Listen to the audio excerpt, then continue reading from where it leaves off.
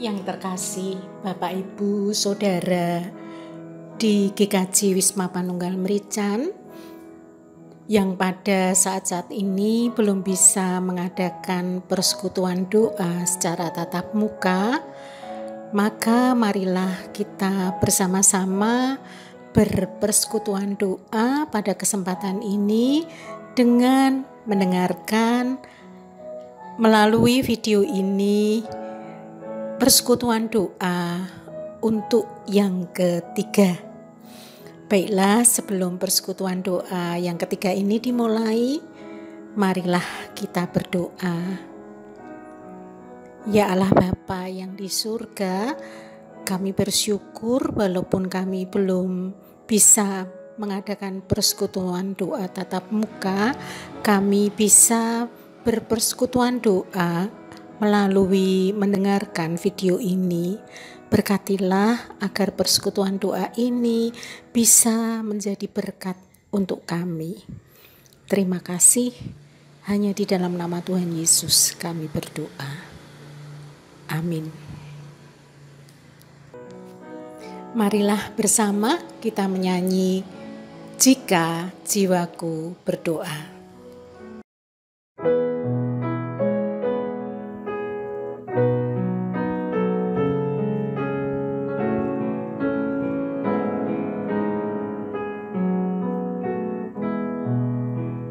Jika jiwaku berdoa kepadamu,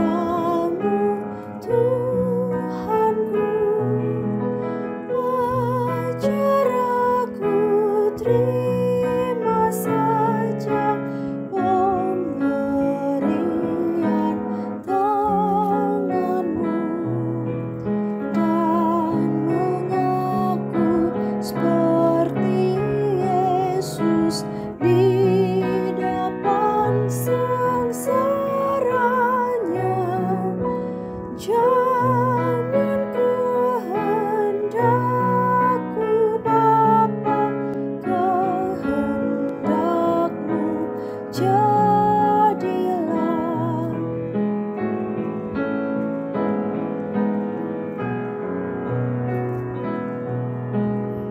Apa juga yang kau timbang baik untuk hidupku, biar aku pun setuju dengan maksud hikmat-Mu, menghayati dan percaya walau hatiku lambat.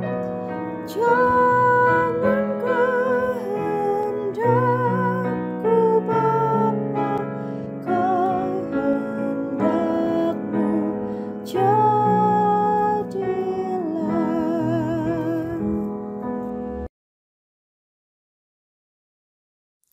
Bapak Ibu yang terkasih di dalam Tuhan Yesus Kristus, renungan dalam rangka persekutuan doa masa Paskah, tepatnya persekutuan doa ketiga pada saat ini berjudul doa yang penuh keberserahan. Adapun ayat firman Tuhan yang menjadi dasar dari renungan ini adalah dari Lukas 22 ayat 42b. Lukas 22 ayat 42b, demikian firman Tuhan. Tetapi bukanlah kehendakku, melainkan kehendak-Mu lah yang terjadi. Lukas 22 ayat 42b, tetapi bukanlah kehendakku, melainkan kehendak-Mu lah yang terjadi. Kita tentu mengetahui bahwa ada begitu banyak jenis doa. Ada doa ungkapan syukur, doa permohonan, doa penyembahan, doa penyesalan dosa, dan lain-lainnya. Di antara banyaknya jenis doa, bisa jadi doa penyerahan adalah jenis doa yang sulit untuk diungkapkan karena dibutuhkan ketulusan, keikhlasan, dan kepasrahan yang sempurna kepada kehendaknya. Sebuah kisah dari kumpulan ilustrasi bijak bertutur demikian. Seorang ratu yang kaya dan termasyur memiliki anak gadis yang begitu cantik. Suatu hari, anaknya yang masih belia tersebut jatuh sakit. Para dokter terbaik di negeri itu dikumpulkan dan diminta untuk mengobati anak sang ratu. Bukannya membaik, kondisi kesehatan sang anak justru semakin menurun. Siang dan malam, ratu terus berdoa dengan sungguh-sungguh kepada Tuhan. Sambil menangis ia berkata, "Tuhan, tolonglah anakku. Jamahlah, sentuhlah dia, sembuhkanlah dia, pulihkanlah anakku kembali." Hari demi hari si anak tidak kunjung membaik. Para dokter akhirnya menyerah dan melaporkan kepada ratu bahwa mereka tidak mampu lagi berbuat apapun untuk sang anak. Di tengah kesedihannya, seorang yang terkenal suci dan kudus berkunjung ke istana. Ia menyarankan agar sang ratu mencoba doa yang paling manjur di antara semua doa yang ada. "Doa apakah itu?" Ratu bertanya. Orang suci itu menjawab, "Doa penyerahan." "Apakah itu doa penyerahan?" tanya sang ratu lagi.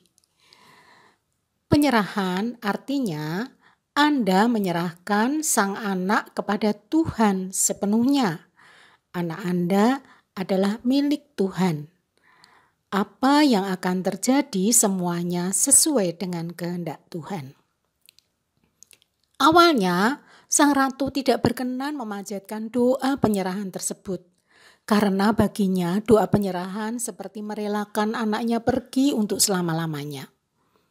Namun karena keadaan anaknya semakin memburuk, ratu akhirnya berlutut dan berdoa, "Tuhan, anak ini memang darah dagingku tetapi bukan milikku.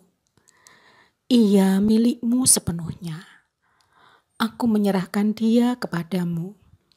Terjadilah kepadanya sesuai dengan kehendak-mu." Dengan sekuat tenaga, ratu terus memanjatkan doa penyerahan berulang-ulang. Sampai si ratu tertidur. Dan kemudian di dalam tidurnya sang ratu bermimpi.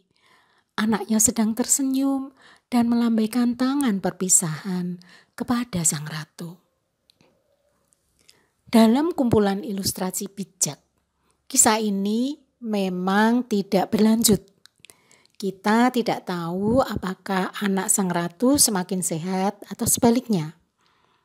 Tetapi ada kalimat penutup di akhir kisahnya yang berpesan begini, "Semua doa-doa manusia sesungguhnya dijawab oleh Tuhan.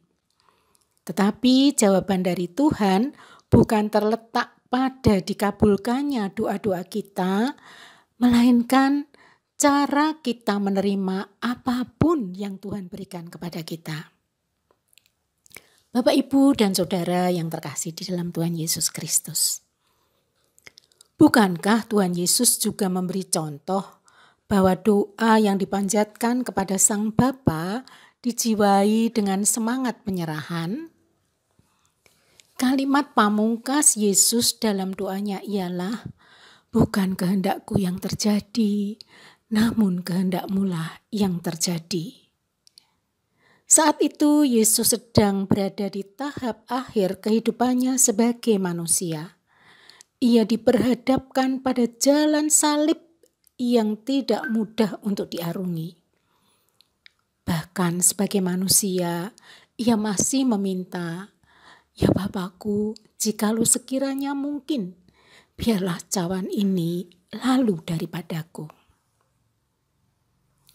Namun Yesus tahu bahwa menyerahkan diri sepenuhnya kepada Sang Bapa adalah bentuk kesetiaan seorang anak kepada Bapaknya. Bapak, Ibu, dan Saudara yang terkasih, betapa sering kita memakai rumusan, biarlah kehendak Tuhan yang terjadi dalam doa-doa kita. Namun, ketika jawaban doa itu ternyata tidak sesuai dengan keinginan, kita bertanya-tanya, kita kecewa, bahkan kita marah kepada Tuhan. Oleh karena itu, mari kita terus belajar untuk menghidupi doa-doa kita dengan keberserahan. Berserah bukan menyerah. Berserah bukan tanpa usaha. Berserah adalah bentuk iman bahwa hidup kita adalah milik Tuhan. Hidup kita adalah milik-Nya. Amin. Bapak, Ibu, marilah kita berdoa. Ya Allah Bapa yang bertahta di dalam kerajaan surga yang mulia, pada kesempatan ini kami berterima kasih dan bersyukur karena diingatkan adanya doa keberserahan ini yang sudah diteladankan oleh Putra-Mu Tuhan Yesus Kristus. Sulit bagi kami untuk menaikkan doa keberserahan ini ya Bapa, karena kami senantiasa beranggapan bahwa doa-doa yang kami minta kepada Bapa, kami ingin Bapa mengabulkan seperti yang kami inginkan. Padahal Bapa tahu bahwa keinginan kami itu tidak baik, tidak sesuai dengan kami. Tetapi seringkali kami tidak peduli.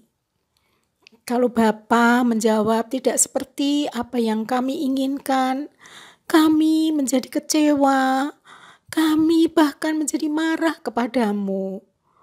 Ampunilah kami ya Allah, ampunilah kami. Tolonglah di dalam setiap doa yang kami naikkan, baik doa pribadi kami, baik doa keluarga, baik doa kelompok kami, maupun doa di dalam gereja kami belajar untuk menaikkan doa keberserahan itu. Sehingga pada saat Tuhan menjawab sesuai dengan kehendak Tuhan, dan itu yang terbaik untuk kami, untuk kelompok kami, untuk gereja kami bisa menerima dengan syukur, kami bisa menerima dengan terbuka rencana Allah, karena rencana Allah adalah yang terbaik. Tolonglah kami untuk terus belajar. Ajarlah kami ya Allah Roh Kudus untuk senantiasa bisa mengerti kehendak Bapa.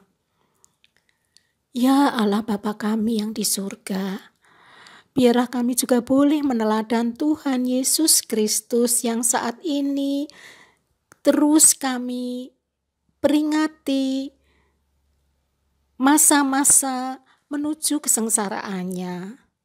Ajarlah kami untuk bisa memahami betapa luar biasanya kasih Allah di dalam Tuhan Yesus Kristus yang rela mati mengganti kami, yang kemudian bangkit dan duduk di sebelah kanan Allah Bapa di surga. Ajarlah kami ya Bapa melalui masa Paskah ini untuk memahami betapa tingginya dan dalamnya, panjangnya dan lebarnya kasih Allah. Walaupun kasih itu seringkali tidak bisa kami mengerti, tetapi biarlah Allah Roh Kudus menolong kami untuk memahami kasih Allah yang ajaib itu. Terima kasih ya Bapa, tolonglah kami untuk bisa berbagi kasih kepada semua orang yang ada di sekitar kami. Tolonglah kami di masa Prapaskah ini untuk bisa mengenal Tuhan Yesus Kristus dengan lebih dalam lagi.